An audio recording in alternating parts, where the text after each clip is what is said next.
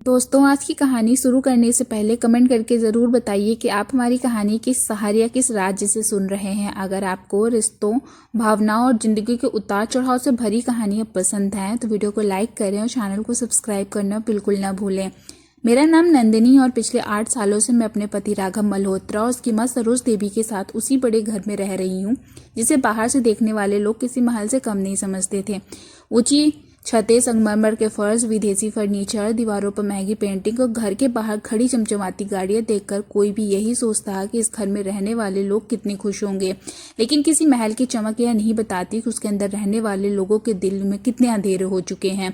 उस सुबह मैं भी हमेशा की तरह रसोई में खड़ी गैस पर चाय चढ़ी हुई थी और दूसरी तरफ राघव की माँ के लिए बिना चीनी वाली चाय बना रही थी। मेरी बेटी मीरा भी सो रही थी। उसकी उम्र 7 साल थी। उसकी दुनिया अभी तक बहुत छोटी थी। उसके लिए माँ का मतलब प्यार, पिता का मतलब सुरक्षा और घर का मतलब वह जगह जहाँ कोई उसे छोड़कर नहीं जाता। काश उसे यह पता होता उसी दिन उसके पिता उसकी माँ को घर से निकालने वाले थे। मैंने चाय का कप ट्रे में रखा ही था कि पीछे सरोज देवी की आवाज़ आई, नंदिनी, कितनी बार कहा है कि मेरे लिए चाय में अदरक बिल्कुल नहीं चाहिए। तुम्हें एक छोटी सी बात समझ में नहीं आती। पता नहीं मेरे बेटे ने तुम्हें इतने साल कैसे झेला है। मैंने धीरे से कहा, माँ जी, आज गलती से थोड़ा ज़्यादा पड़ गया है। मैं दूसरी चाय बना देती हूँ, रहने दो। तुम्हारे हाथ का चाय पीने से अच्छा है मैं पानी पी लूँ। उन्होंने कप उठाकर सिंक में पटक दिया। कप टूट गया। मैं कुछ पल चुप खड़ी रही, फिर झुककर उसे टुकड़े उठाने लगी। मेरे हाथ में एक नुकीला टुकड़ा चुभ गया। खून की एक छोटी सी बूंद फर्श पर गिर गई।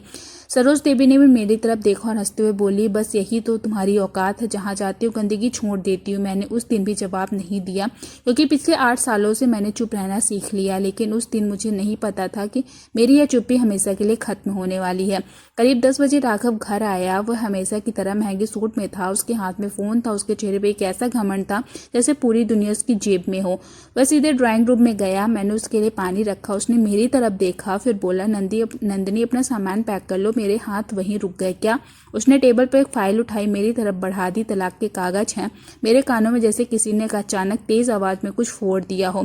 मैं उसे देखती रह गई। तलाक? राघव ने ठंडी हंसी हंसकर कहा, हाँ, अब इस रिश्ते में कोई मतलब नहीं है।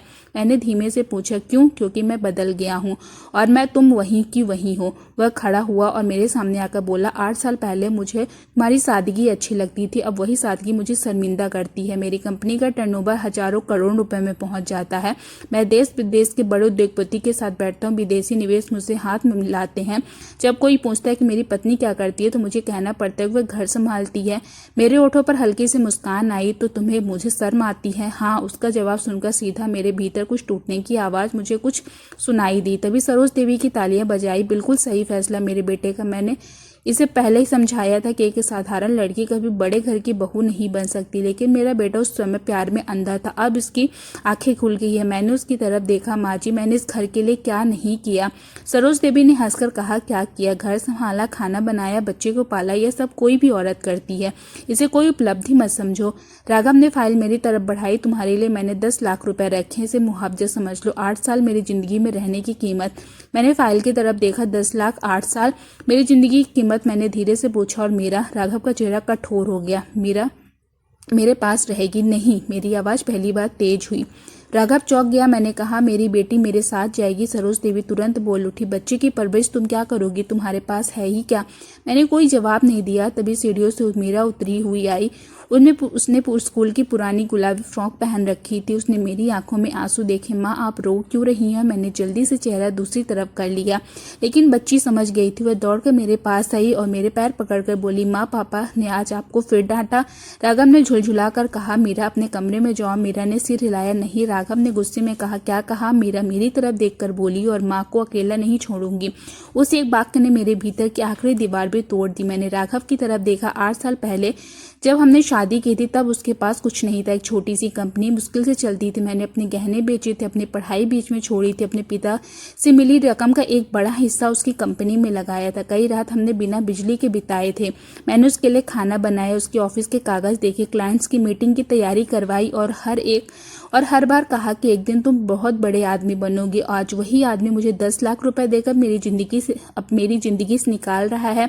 मैंने मेज पे पेन उठाकर राघव के चेहरे पर जीत की मुस्कान आ गई। लेकिन मैंने तलाक के कागजों पर साइन करने से पहले एक सवाल पूछा, राघव, क्या तुम्हें पूरा यकीन है कि तुम्हें यही चाहते हो? उसने बिना सोचे कहा, हाँ। मैंने फिर पूछा, बाद में पछताओगे तो नहीं? वह हंस पड़ा, मैं तुम्हें छोड़कर पछताऊंगा? नंदिनी, तुम खुद को जरूरत से ज्यादा महत्वपूर्ण समझती हो। मैंने कुछ नहीं कहा, मैंने सारे कागजों पर हस्ताक्षर कर दिए। फिर मीरा का हाथ पकड़ा, ऊपर वाले कमरे में चली गई।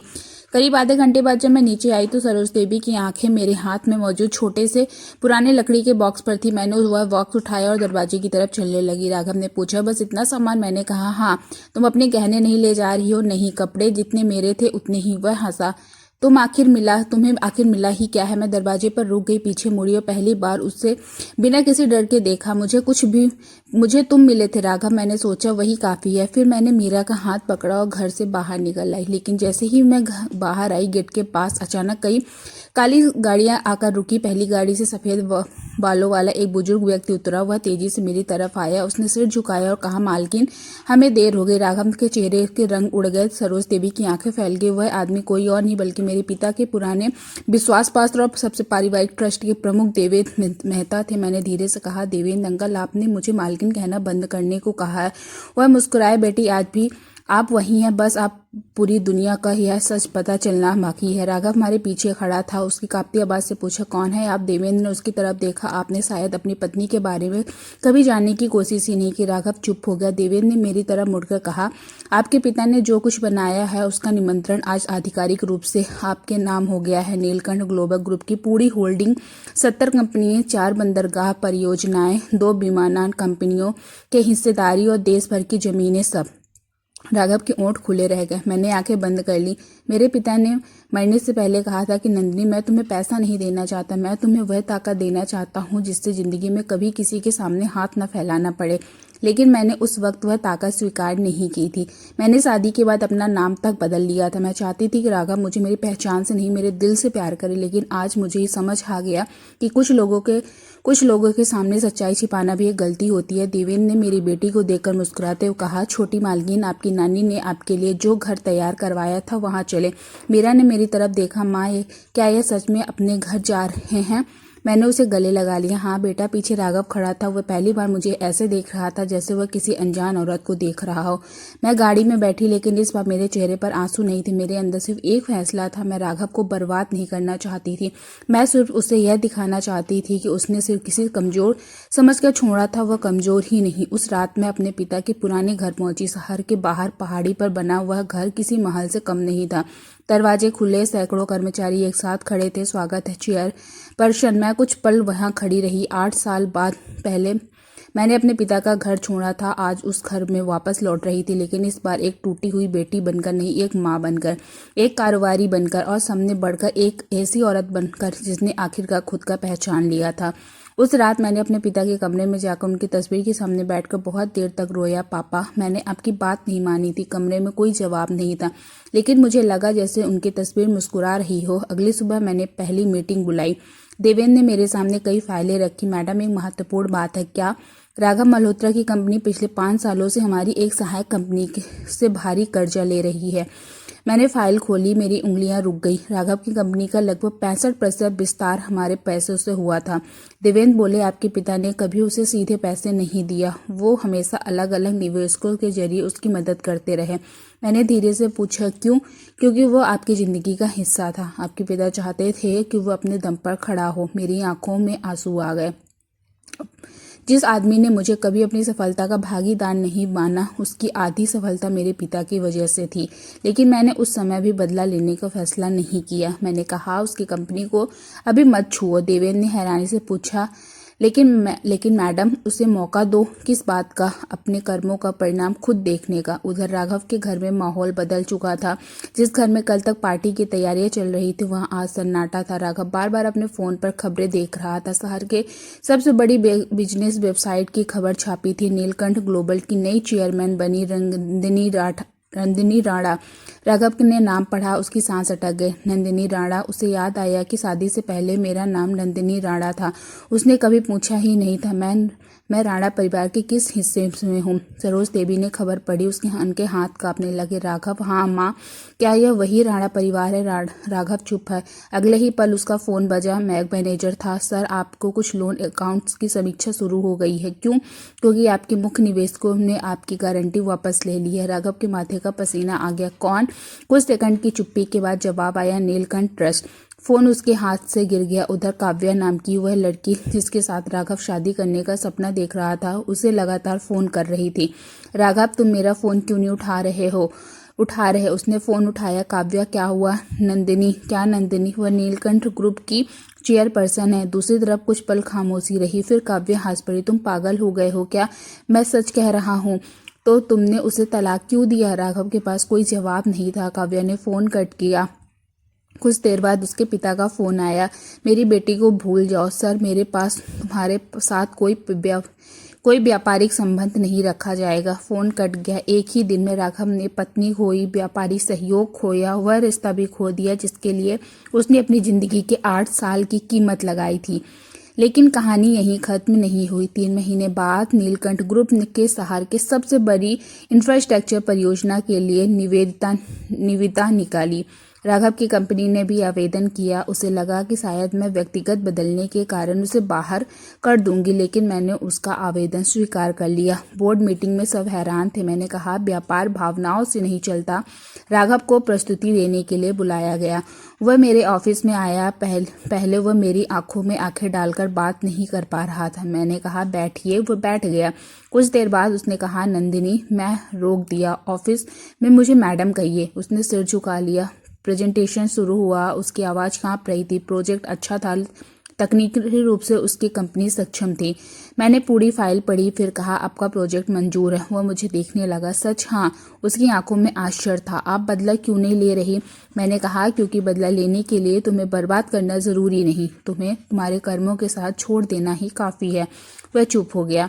फिर धीरे से बोला, मैंने तुम्हें कभी समझा ही नहीं। मैंने कहा, अब समझने की ज़रूरत भी नहीं है। वो चला गया। उस दिन मुझे पहली बार लगा कि तलाक के बाद ज़िंदगी सिर्फ टूटती नहीं, कई बार ज़िंदगी पहली बार बनती है।